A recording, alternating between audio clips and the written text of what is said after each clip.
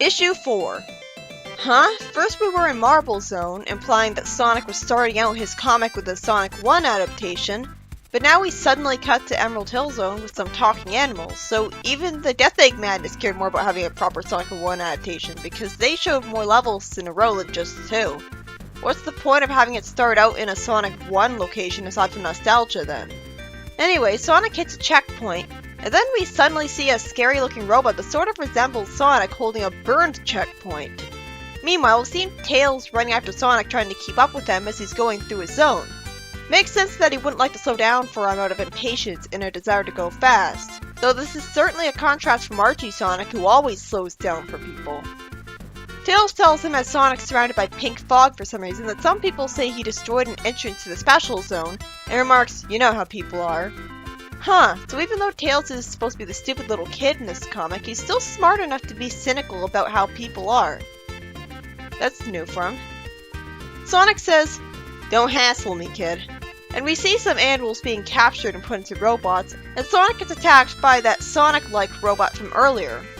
For some weird reason, jumping at the robot spinning like a buzzsaw just hurts him and makes him dizzy, when it's not explained that the robot is made of particularly tough to break metal. Guess we're supposed to just assume that. Sonic looks up at some ball rising and throwing spikes, and he gets attacked again, being amazingly incompetent once again for someone who should be able to just run around at super speed, avoiding all the attacks. Tails jumps at the same time that Sonic does, and crashes into him, with Sonic remarking, "Nice going, Pixel Brain," the first time we see Sonic calling Tails that iconic insult. And it's a little hypocritical of him here, since he's been totally incompetent this issue, and yet he's insulting Tails for incompetence. Sonic gets grabbed and put into the center of the robot by the robot itself, and it says that its organic battery is installed. So how is it functioning without a battery before? Did it have a regular battery? I guess so. Eggman, who's got a better design than last time with a funny top hat, tells Tails with the robot Tails beside him that he's collecting the checkpoints because since the special zone is his new base of operations, he doesn't want any unwanted guests. It makes perfect sense that he'd take advantage of that zone that way. It's a base the heroes can't go into and destroy so easily. He pointlessly makes a pun because forced comedy. Speaking of force, for absolutely no reason, Sonic isn't robbed of his free will after being put in the robot, even though that's what they do, and so he frees all of the animals. He also gets rid of the robot he was in when it could have made a good suit of armor for him, because I guess he cares about being seen as a cool hero and that armor wouldn't work for that. Even though he could, just show people after getting out of the armor, "Hey, don't worry, it's me inside, so tell your friends." Still, this is so insulting and condescending. This is worse than in Unleashed, where I'm expected to believe that Sonic didn't turn evil from the Dark Gaia influence, because he's just the bestest thing ever.